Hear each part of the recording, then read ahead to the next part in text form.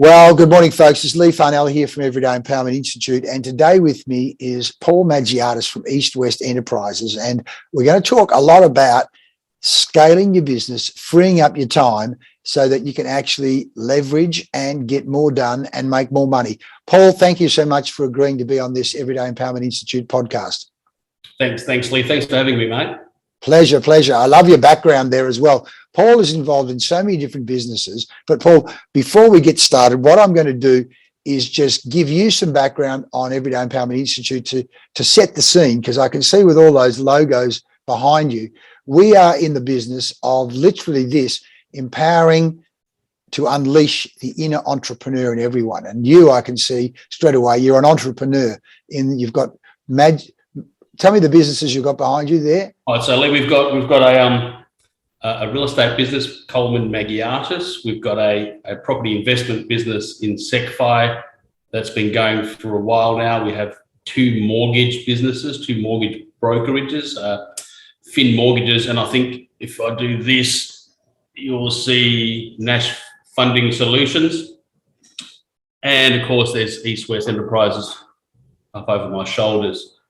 Right. So I can see you are an entrepreneur starting businesses and making them run. So you're not just talking theory here. We're going to be talking about real life, experience in your own life. So Paul, Everyday Empowerment Institute, what we want to be doing is systematically educating, empowering, helping people learn the things that they don't learn at school, don't learn at primary school, secondary school, college, university, TAFE. I mean, you might learn a little bit of it in a business course, but not the everyday tools that you can use to actually, create financial freedom and live the life you want to live. So, Paul, mate, can I get your background? You and I have known each other for a number of years now, but for the listener, what your background? Tell us a bit about the Paul Magiatis story. Oh, gee, my background is a series of accidents. My father was on, it is. In fact, everything you see in the background is a series of accidents. They just happened through necessity. So my dad was on the Alkimos, the haunted ship, the Alkimos off the coast of Two Rocks, which sunk and they couldn't get it off. So they were basically stuck in Australia with no money, no country, and didn't speak a word of English. Wow. My mum was flown over by an uncle because the village she was in, the Germans came through, well, they killed all the men. There were no men. There's no future. So she came over on a boat and ended up in the desert where she met my father. Wow. So I'm kind of the result of two immigrants from Greece, both illiterate. Basically, mum never went to school. The Germans and the Italians never let them go to school. So mum was completely illiterate. And dad, I think he did up to maybe grade 7 before he jumped onto the merchant navy and spent his life on ships. So that's kind of my background. I was brought up in Kalgoorlie because that's where they ended up for work, as most immigrants still do today. You come in and you do all the jobs that no one else wants to do. Wow. And you go to all the places that no one else wants to go. So I was there till I was in my 20s, and we typically fish and chip shops, sandwich bars, taxis, all those jobs that most immigrants do. And it's still happening today. There's no change. It's just the countries have changed. The jobs are still the same. So I kind of learned my business acumen, I suppose, from those kind of very basic hands-on businesses. And I learned very quickly that if you were just going to work for time, you would have to work your whole life. And I used to watch these guys in Kalgoorlie at the time that were in the stocks and mining, and they were driving Ferraris. And I thought, why is it that these guys make so much money and have such a nice life, and I'm working 15 hours a day and don't seem to be getting any further? The only way I can make more money is to work harder. It took me a little while to figure it out, and I just asked them whether I knew them well enough, and Kalgoorlie is a small enough place to sit with people and say, well, give me a hint. How did you get from like this guy I knew who was a real estate agent to being someone who controls most of the town, owns all the pubs, all the businesses, the first guy with a mobile phone in town, ringing New York Stock Exchange. How does that happen? And these guys are great. I mean, they're happy to share. Yeah. And sort of from there, I sort of dabbled in investing to give that a go first at 18 or 19 years old, and tried business, very small businesses, and over time just figured it out really. The biggest takeaway really is fail fast. Give it a go, fail fast, get it done, figure out your mistakes up front before it becomes too expensive to make them. And go from there. If you can just take the leap of faith, get in there, fail fast, knock out all the obstacles first, figure out what they are. You get 80% of the way there if you get all the negative stuff out of the way first. So wow. That's where we came from. We just came from, couldn't speak English till grade 3 and figured it out. But my maths is okay. That's good with numbers. Mm. Well, there's a whole lot of fantastic information there that you've already shared in terms of work ethic, being exposed to small business, obviously around, language, the difficult overcoming problems. Boy, oh boy, there's really a story there. Let's just go to what I want to show you here, our ladder of business evolution model, where we know, whether it be your mum and dad, if you're starting a business from scratch or just an idea, we say it's in non-existence. And then you go into what we call emergency and danger, where it can easily fall over without enough cash flow, to where it's up and running in a normal operation. And it's interesting you say there that when you start asking people about business and money, those people who are already successful often are only too happy to help you move up that ladder. Because they go, we know how hard it is, the gravitational forces that kind of can pull you down as well. We say there's gravitational forces there, and they say, let me show you some of those steps. Let's make those steps the small steps rather than large, impossible steps to get up that ladder, which of course is what we're on about at Everyday Empowerment Institute. Is let's help people get with small step-by-step approach to go up that ladder. So straight away, you've also then talked about the importance of a mentor, learning from other people's experience rather than your own experience. So just on that, one of the questions we like to ask is, what are some of the lessons or the mantras even that you remember some of those people telling you? And you've already touched on there, the working and selling time versus investment or passive or leveraged income. What are some of the things those people you can recall between your ears, that the lessons they gave you in those early days? Oh, easy. And they're very simple lessons, and we tend to forget them. The basics of all economics is to feed your family. And the basics of all economics, and one of the guys I respect in Cal that taught me a lot, spend less than you earn, is actually quite clever. It's a simple thing, but spend less than you earn, but no one does it. Everyone gets out there and takes out more money, borrows more funds at 12, 13, 14%, whatever it takes to scale. But the cost of the scale, the cash flow hasn't caught up to it, it collapses. So it's a simple statement, but also a very complex one if you drill down. So spend less than you earn. And again, fail fast. I learned that one a long time ago. Start making mistakes up front when it's less expensive. It's far less expensive to make those mistakes when there's 3 of you than when you've got an organization that's, $1 million plus and 10 employees, and then you find out you've got a serious hiccup in your process flow. That then costs you a lot more. So fail fast. And another, and I think this comes from a book, I forget which one, but failing forward. Failing's fine. You just got to win more times than you lose, but you want to be failing forward in the same direction as you plan. So if you've got a clear pathway where you want to be, and there's an obstacle in the way, at least by trying to overcome the obstacle. If that doesn't work, you're still failing forward, right? You think, okay, well, that didn't work, but I'm still at the same point. I can go forward from here. Let's find another solution. Just keep going forward.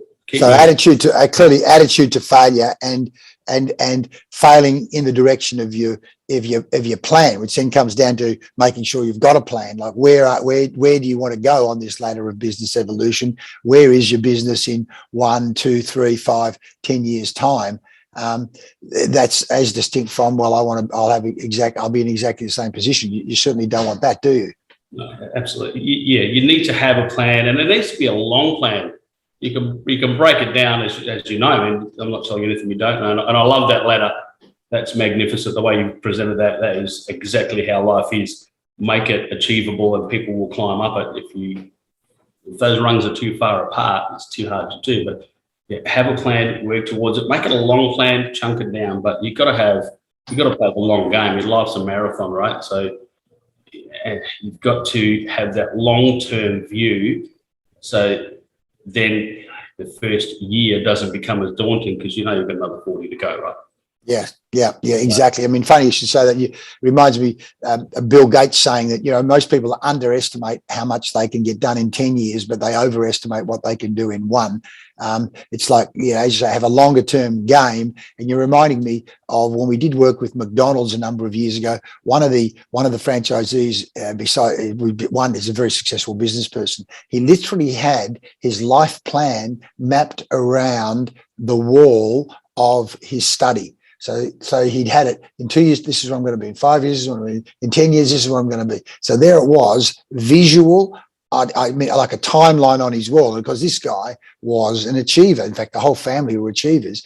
But it was his plan was just marked on his wall, which was just a fantastic visual, conscious and subconscious reminder on a regular basis.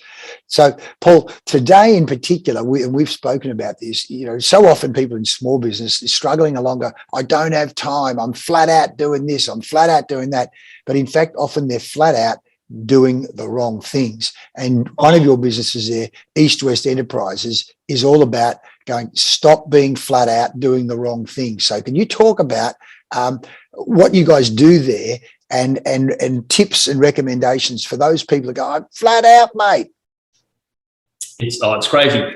So East West Enterprises was, again, it started out of necessity. 2008, when we couldn't get staff to run our property investment business, we couldn't get processing staff for under $80,000 per person per year because the mining industry at the time was flat out. So we took it overseas, started an office in the Philippines, put staff on there, and created a business processing center of our own at the time to staff our own businesses. So the idea is, it's actually nothing to do with outsourcing, right? It's more about buying back time. So an example would be, and I'll use real estate because it's an easy one to do, because most salespeople, great at selling, really bad at paperwork, but they end up doing their paperwork. So if a sale is worth 20 grand, which is about right for an $800,000 property, right? Takes about 5 hours to sell a property in this current market. Yeah. It's a pretty good hourly rate. But then the admin for that would take that agent 40 to 50 hours to complete the administration on that. And it's because there's a lot more to it than people think, right? And to be compliant, it's about 40 hours. So if you can buy back those 40 hours at $18 an hour and spend $400 or $500 of your own of that 20,000 to have someone else do those 40 hours, you're still on about $4 grand, a little under $4 grand an hour. Yeah, which is still a very good number. Why would you bother doing the admin if you're no good at it when you can proceduralize it very specifically, hand it offshore, send the O&A over or the contracts over, and then it's just a ticker box system to settlement? You've bought yourself 40 hours back, you're still making best part of $19,000, and you've won back 40 hours of your life where you can go to the beach with your mates, catch a few waves, have a coffee, go make another sale. Which is, as you say, one, do what you do best and what you get paid most for. And as you say, if you can make $4,000 an hour, why would you be spending 40 hours doing paperwork that you can pay someone $18 an hour for? 100%. We've actually got a client in real estate that we back up for. They've now got a team of 5. Last count, they had a team of 5. One that saves them about $500,000 a year in salary. It's straight onto their bottom line. but it buys back all their time. So their business is scaled like you wouldn't believe. It's just scaled phenomenally over the few years. And they're very happy. They've got their life back. They run a big business, and their bottom line is a lot healthier. It makes sense. Yep. So what do you think? What do you think is the fear that stops people doing this? Oh, it's interesting you say that. When I walk into a conversation about outsourcing, most people are concerned about the security of their data, or can it be done overseas? Is it possible? You know, do these people speak English? You get that quite a lot. It's interesting. So I usually start the conversation by asking them, who is currently managing and looking after your data? Oh, it's the front receptionist. What security have you got in place for that front receptionist so she doesn't download your whole database? None. What makes you think that giving it to me would change that? Well, nothing. Well, in that case, let me make a suggestion. Let's first create systems and processes with you so that your data is safe from everybody, and then it won't matter where you send the work, because your systems will then look after that issue. Your second issue is your receptionist might have a cert for it in office management, but for 50% of that hourly rate, you can get someone who's a fifth-year law student doing the same work. And I can guarantee you they'd probably be more concerned about your data than your receptionist. Yep. So normally it's around language barrier, data security, and qualifications is generally what they're around, and we can take care of all those issues very quickly. The data issue is an internal issue. We don't handle your data. We dial into your system. So if your system is not set up with different levels of security, then your data is at risk from everybody in your office right now. First, let's fix that. Then we can offshore.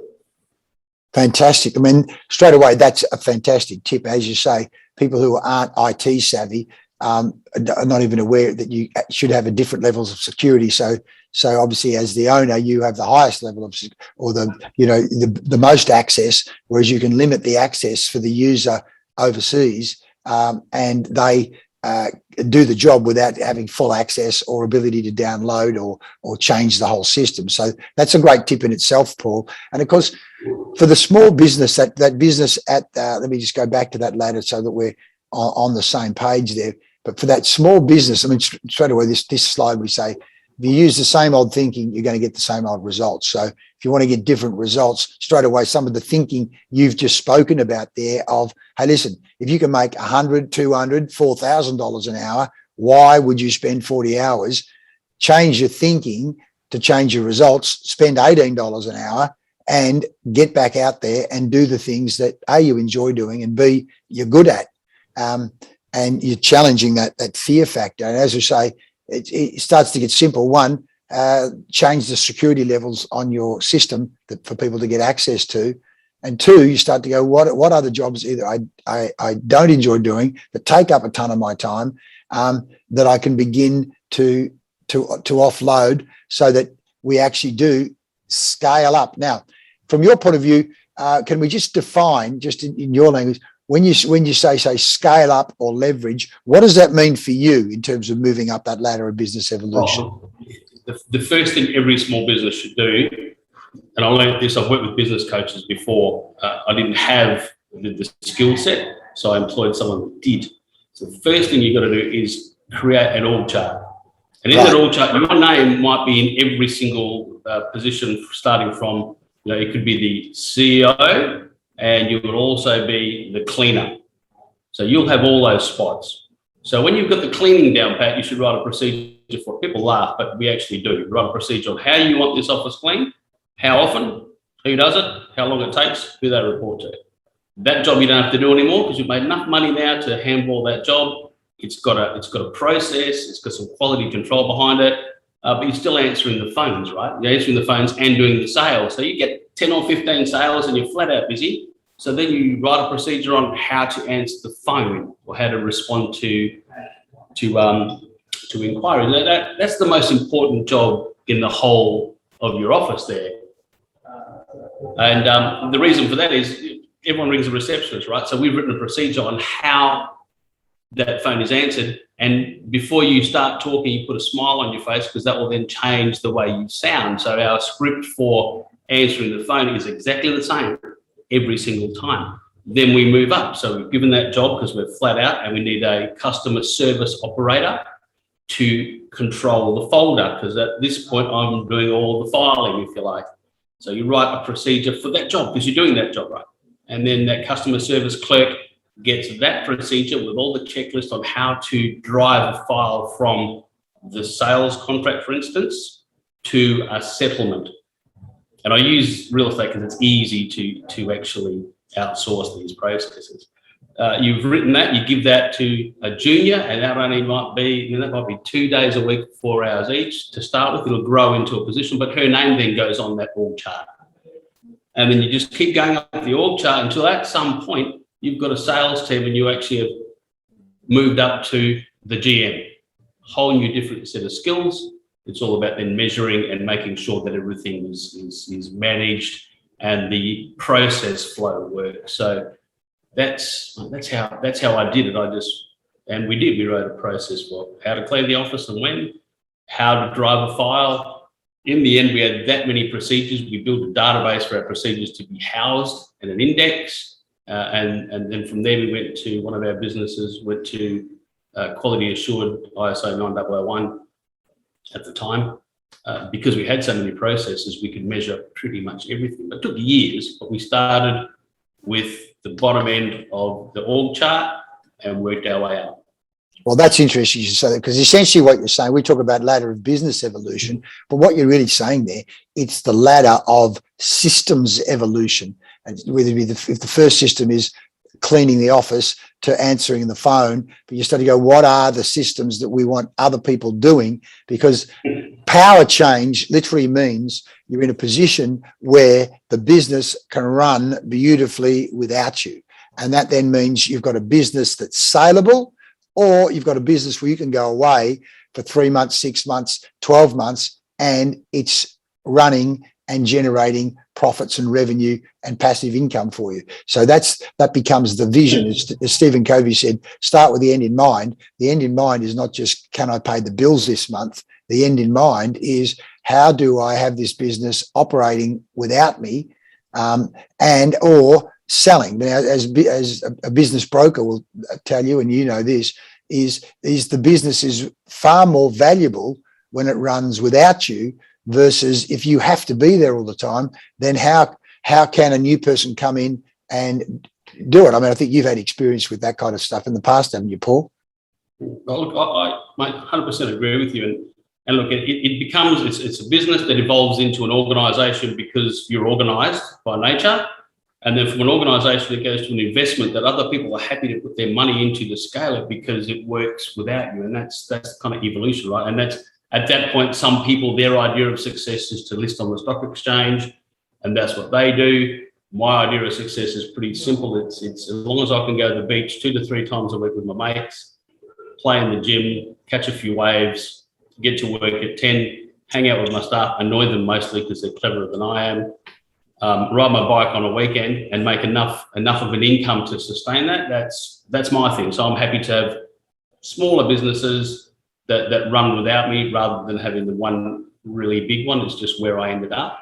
But yeah, 100%. It's you can then go to that next level because you're proceduralized, you're ready to go. You can do anything from there.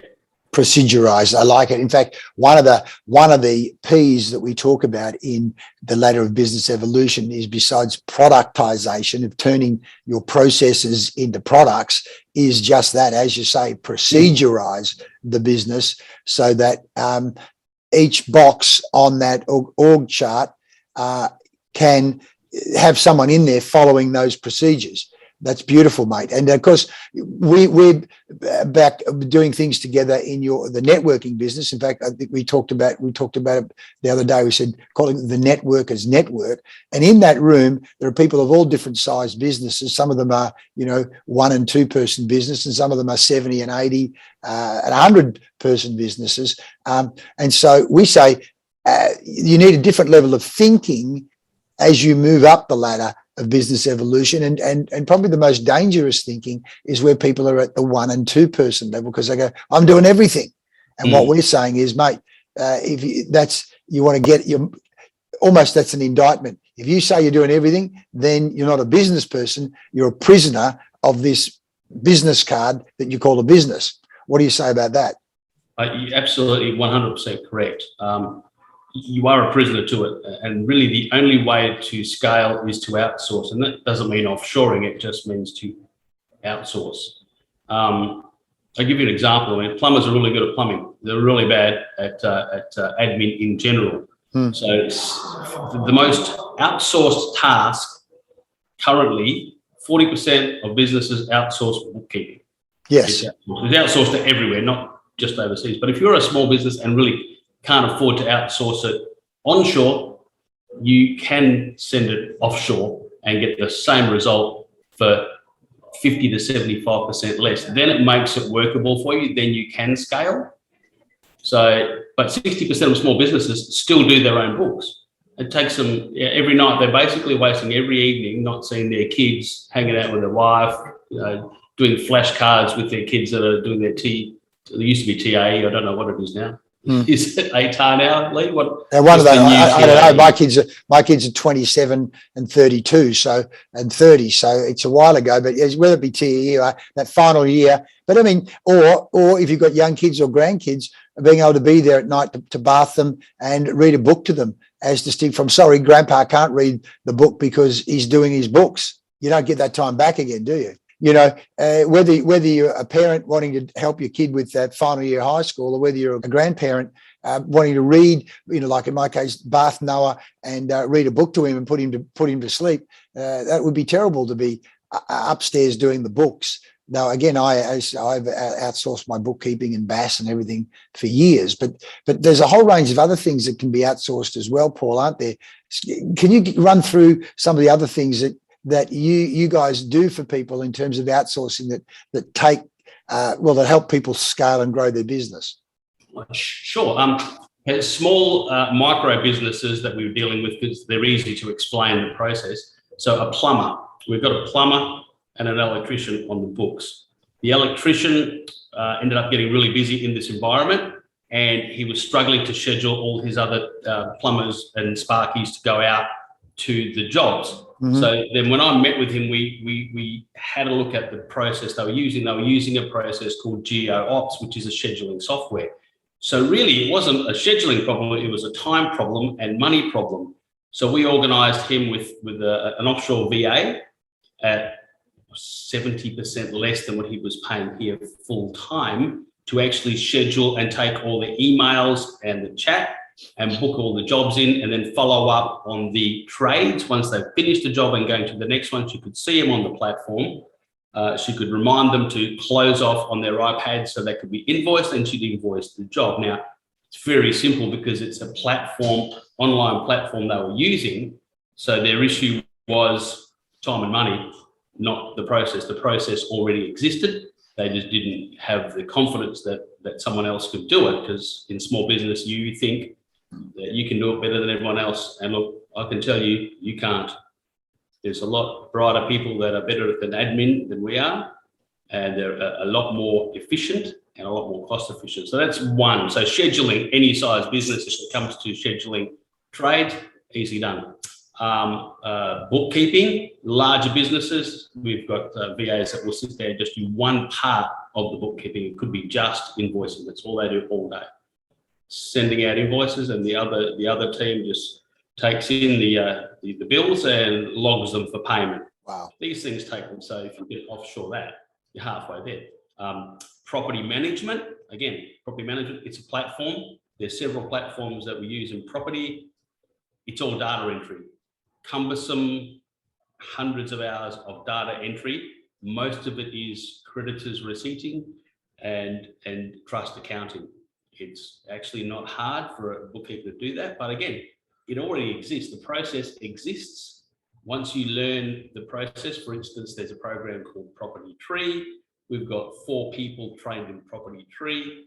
They get jobs coming in every 2 or 3 minutes on our project management software. They jump on Property Tree, they data enter and add folders and create files. It takes hours to do that. I mean, a full-time assistant for a property manager would save her 30 hours a week. So she really only has to work 10. All she has to do is take the phone calls and organise the maintenance. That's really all she has to do, and then go see new clients and build the business, because all the admin can be done offshore. There's 3 examples for you, 3 different industries, very easily done, and it's not new. I mean, Telstra's been doing it since the 80s, late 80s, early 90s, I believe. They took their call centers offshore, and it's been getting better and better with the advent of technology, easier to do. Yep. And I know other things, people, I mean, social media posting, artwork, graphics, even writing documents and reports where you can just record something, send that off, it gets typed up, populated in. So what I see the extra value that you're offering there, by the way, is, coming back to this ladder that we've talked about, is people get so close to their business. It's called, store blindness in retail, where the owner walks past the torn carpet each day and doesn't even see it. Or walks past the mark on the wall but doesn't see it, because they get store blindness.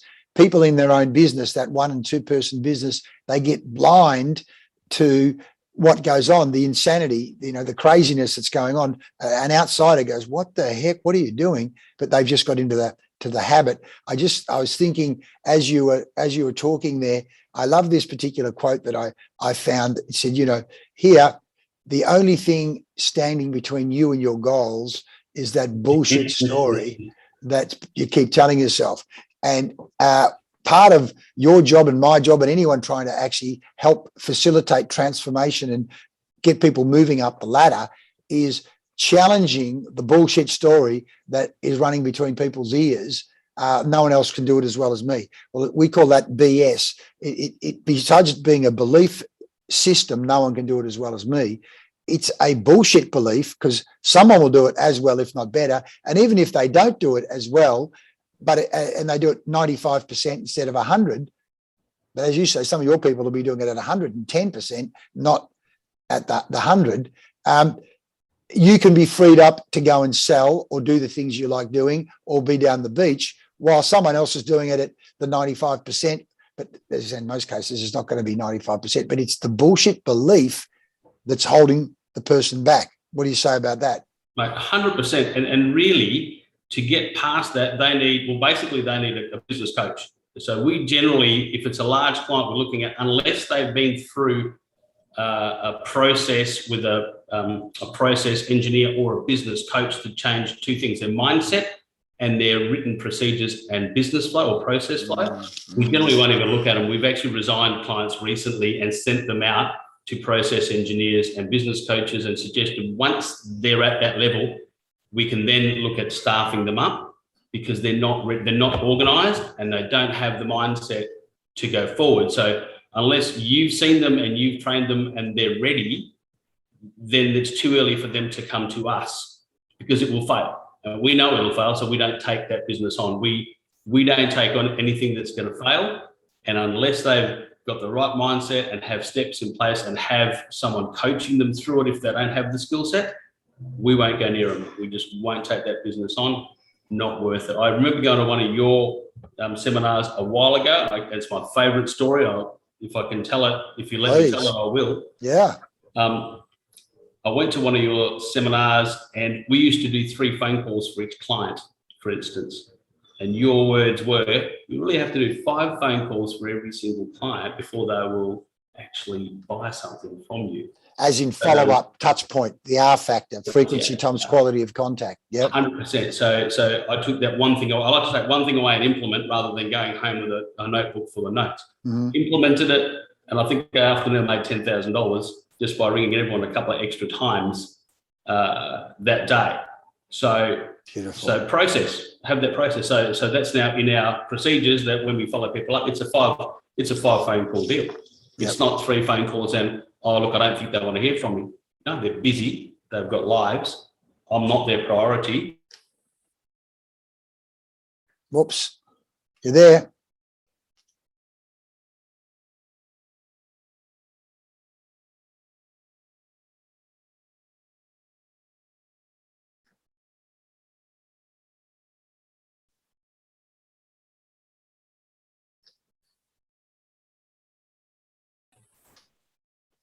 You there, mate?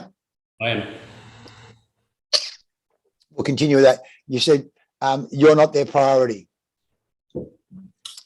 Sorry, I didn't get you, mate. What was that? Something happened. You're on a bit of a roll there. The last bit I got was something about you saying you weren't their priority. Absolutely. So we're not their priority. Their families or their mates are their priority. So we'll need to make those extra calls to make sure that they tell us a yes or a no before we stop calling. We learned that from one of your seminars. So that then tells us if they're ready. So if they've been to someone like you and they've got the right mindset and we follow them up correctly and they have process and procedure, that turns into revenue. Then they can afford us and then they can outsource. So it's a process. So, you know what I mean? You've got to get it in the right sequence. And the first thing is learn how to sell. And I don't know anyone who does that better than you, teaching people how to sell. Well, it's very kind of you to say that, mate.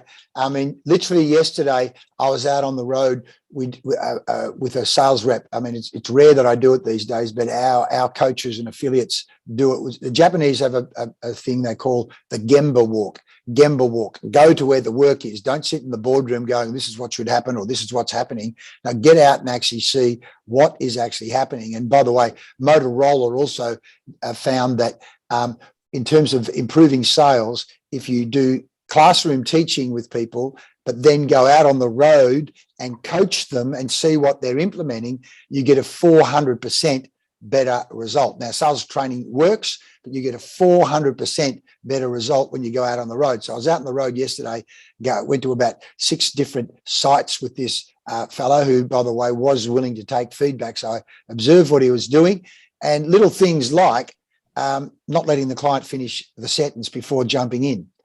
Clearly, that doesn't help. Giving out information, but then not actually summarizing and getting what we call micro agreement. How does that sound to you? Is that the sort of thing you're looking for? Would that work for you? So the conversation was stilted. It didn't flow. And then another thing was where he put a plan to the client and then just went, okay, and it's like there's no summary or attempted, I'm not saying close, but to take the sale to the next step. And I said, so what would you guys need to see or hear to feel comfortable about moving this forward? What would need to happen to get this up and running? And they went, well, we just need to get some paperwork. But he wasn't going to ask that question. He's going, man, I learned so much on the road there. But he was, again, store blind. He wasn't aware of what he was doing. He was just into a habit, a routine, a pattern. Sometimes people call it a compulsion. And until someone saw him and then was, in a calm, constructive way, gave feedback, he would have kept doing that. But we actually, I think, off the back of yesterday, 2 deals were done. So one of our goals with this particular client is to get 15 clients on this particular buying program. Well, they already had 8. There's another 2 that were done just yesterday based on the fact, not because of me, but as you said, the process and the procedure that we gave them. And so that's part of the coaching process is to help people see the insanity that they're doing, both in their thinking and their behaviors, but they need the right mindset. I just want to show you, this is one of the models that we use when we're working with people. And you touched on this, is we say, people want to get different results, but of course, to get different results, they've got to do things differently. And often they say, well, just give me the strategy. Tell me what I need to do. and we go, there's no use giving you the strategy if you don't have the right mindset, the right thinking, the right inner voice. What are you saying to yourself? Because if you've got a mindset, it's poor me, I can't do that, or mate, I'm not in the driver's seat. You got to say to yourself, I'm in the driver's seat. I'm 100% responsible. Because if you go, then also nothing is difficult, everything's possible. Well, that's a way better mindset than just, well, I'll tell you, but we say it's like putting good seed into bad soil. You give people the information and it's the wrong mindset. So that's what you're talking about there, let alone the actual feedback and coaching to help them move forward. What do you say to that? 100%. You've got to have the right mindset up front and before you go to strategy.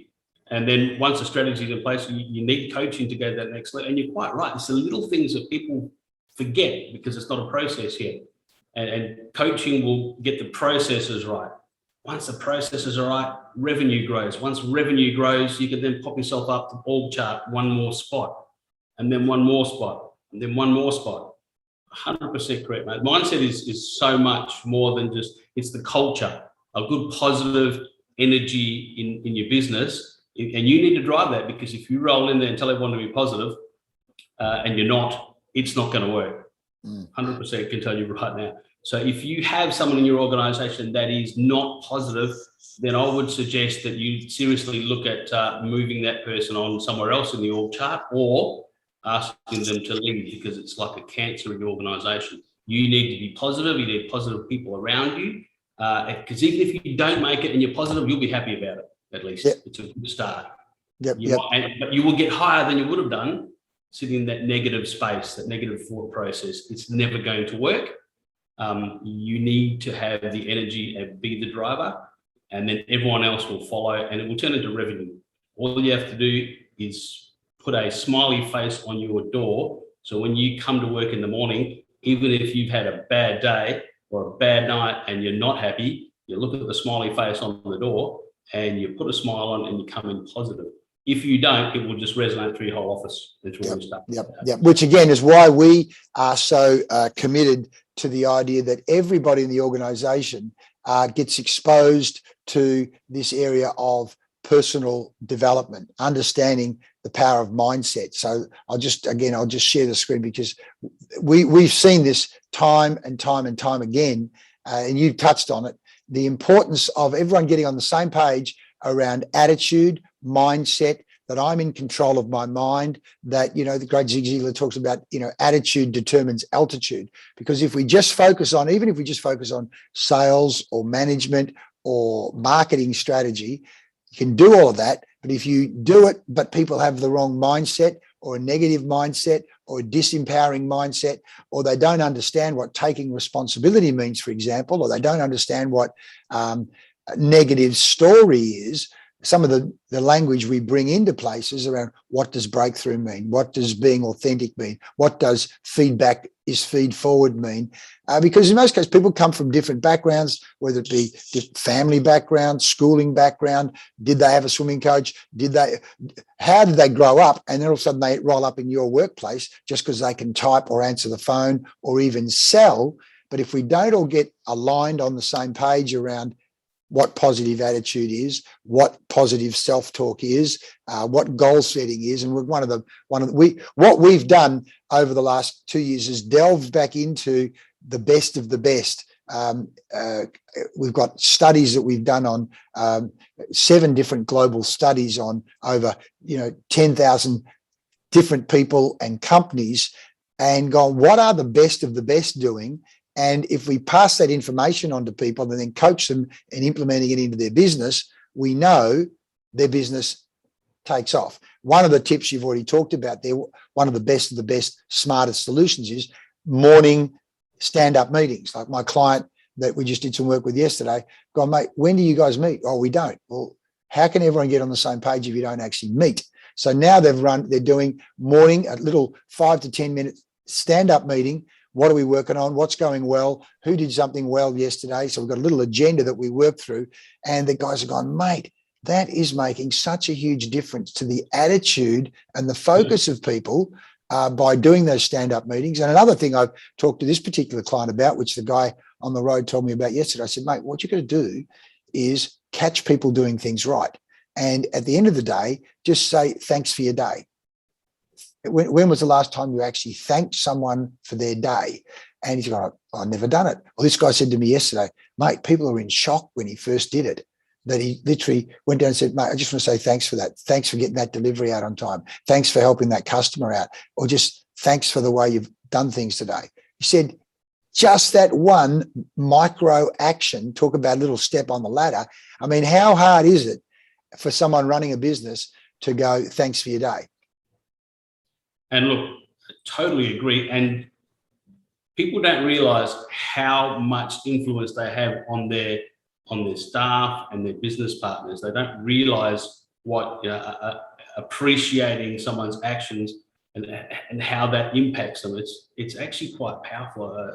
A wise old CFO of mine years back, so don't ever underestimate the amount of influence you have on your team. And be careful how you use that. Absolutely. Absolutely. I mean, that's what we say. People join businesses and they leave bosses. People join the company and they leave the boss. And the number one reason they leave, and this is research, this is not just me making up, this is proven research. They join company, they leave bosses, and the number one reason they leave is because they don't feel valued. 100% correct. You need to feel valued. In fact, I don't even call my employees, they're all my business partners. And the fact that I call them my business partners all the time, they have ownership on the thing. Coleman Magiatis is a brand that we have. Celeste is amazing at what she does. And we set some pretty big goals when we started, but it hasn't gone to plan yet.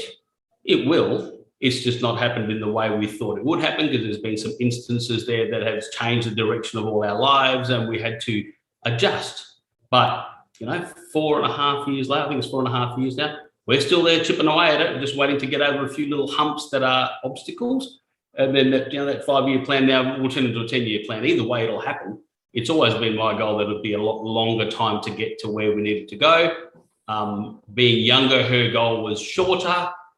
Being wiser, I extended it, knowing that things happen in life. But our environment is happy. Everyone is happy. The people that we hot desk with in here, people drop in and out, not because they need a desk to work in, it's they get that human interaction, they get encouraged, we grab a cup of coffee downstairs, we have lunch together. It's a positive environment. If you are unhappy and you're coming to work, I'm the first person to send you home and come back with a happy attitude, or don't come back. Well, that's one of the things we talk about at Everyday Empowerment Institute is, in fact, the ecosystem. Just like a plant in a garden, the soil, the water, the fertilizer, the human beings are the same. And as you said, things happen in life. And the fact is, we say, that's why we call it whole of person, whole of business, because you can't just say, I just want to deal with the work person. The work person actually has kids, relationships, money, balance sheet, house, marriage, divorce, health, all of these things. And what we know is when you engage the whole person in the business, and you as a business owner show interest in that person, whether it be Southwest Airlines, the most successful airline in the world in terms of profit, consistency, or a small business going, mate, he asked about my kid, he asked about my dog, he asked about my horse. We know that you get far more engagement. You don't do it just for selfish reasons, but we know you deal with the whole person, you get a far better result. I just want to show you, Paul, this particular set of studies that we've pulled together over the last couple of years. We call it the best of the best. And what we've done is taken 7 major international research projects, almost 2,500 small, medium and large businesses, going, what are they doing to grow and be successful? What are senior executives doing with companies that have more than 500, companies with 500 employees? What are they doing, the large companies doing? And then we've delved down into a lot of research on selling, which you touched on before. What are the best performers doing? What are successful performers doing in selling? And particularly those that deal selling to C-suite decision makers, CFOs, CEOs, because that's slightly different because, again, most people don't learn these things at school. Then we looked at a fantastic study that Google did on 10,000 of their managers to go, what makes a great manager and how do you actually train a manager to be a great manager? There's 10 traits that they discovered, and we've now, our systems and our programs check a company and go, are you doing these things? And if you are, great, you get 1 star. And as you move further down the track and implement more and more of them, you go for what we call 5 gold star certification. So that it's not just we're giving you the information. We actually want you, we say, because it's not about information. We say, you know, you can go to YouTube and get information. It's the implementation of that information that moves the dial, that makes the difference. We then looked at some studies, 450,000 employees across 426 companies on what they were doing.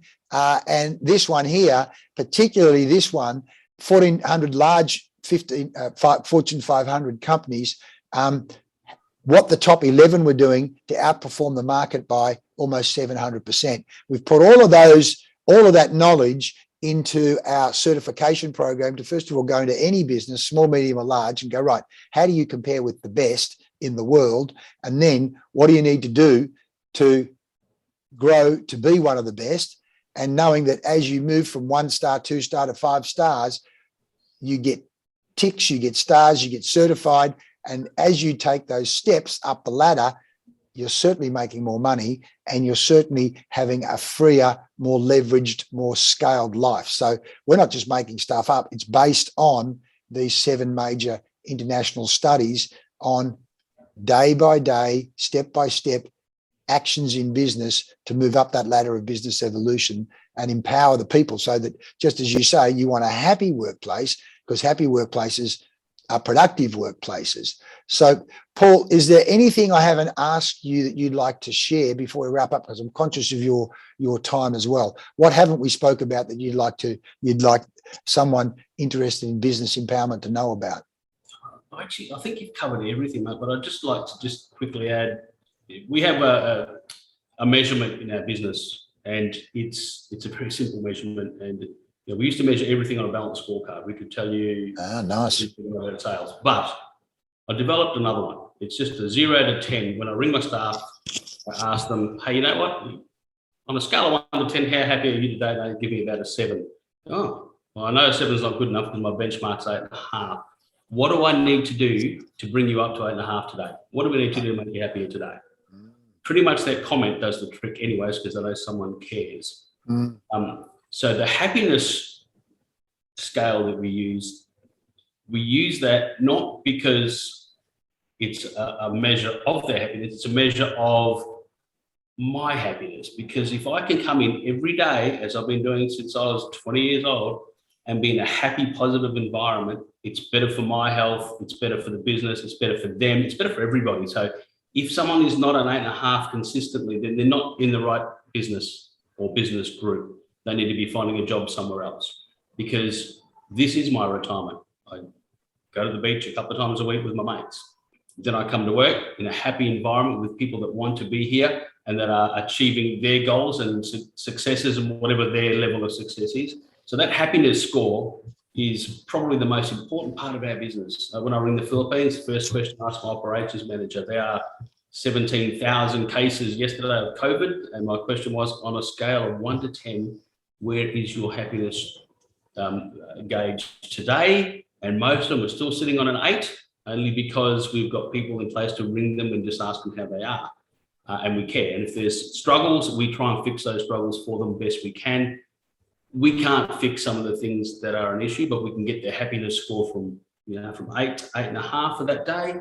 It's a good day across the board. And it just makes it a pleasure to come to work.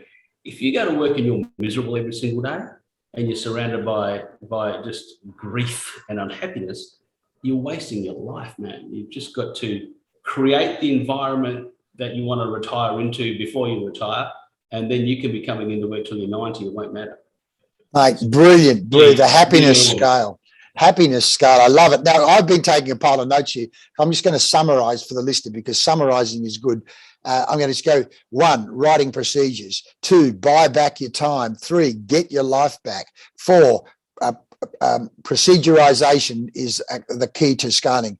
You know, if you're working for time, you're always going to be working. If you set up systems, you start to get passive income. You get your life back. Delegation. You talked about VAs, everything from bookkeeping to some of the other tasks in terms of specific procedurization. And of course, as you say, the right mindset, procedurization linked with the org chart. You talked about that org chart as well. I like the fact that you also talked about you're good with numbers, which is a critical part, which is one of our programs that we have on money and financial literacy. So important. And then that whole point, one, you as the leader of the business, taking responsibility to manage your mindset in terms of your own happiness and positivity, but two, the happiness scale. And as you say, just in asking someone, how are you, where are you on the scale, means you're showing you care. And as we said, people join companies and leave bosses. So when you show that you care, not only do they care more about your business, they care more about the results that they have. Now, by the way, talking of results, Paul, how do people get in contact with you? What website or what email or what phone numbers? What's the best way to get in contact with you? If you Google Paul Magiatis, I'll be everywhere. But if you email me at paul@eastwestvaservices.com, I'll get that directly. You can call me. I'm old school, I'm 55. So if you've got a phone that actually still rings people, it's 0414 305 252. So feel free to give me a call. But within a few hours, you'll get a call back and have a chat. And look, it's not for everybody, but it's worth having the discussion so that you are aware of what you need to do to get there. To that. Fantastic. Hey, Paul, I think people should really listen to this and watch this again and make notes, because there's a whole range of action points in this podcast. This really has been a time to help empower people, give people the power, the knowledge, the systems, the ideas to help move up that ladder of business evolution. Paul, thanks so much for your time today, mate. And I look forward to seeing you very soon. So, mate, thank you. It's been a pleasure. Thanks a lot. See you later. Bye.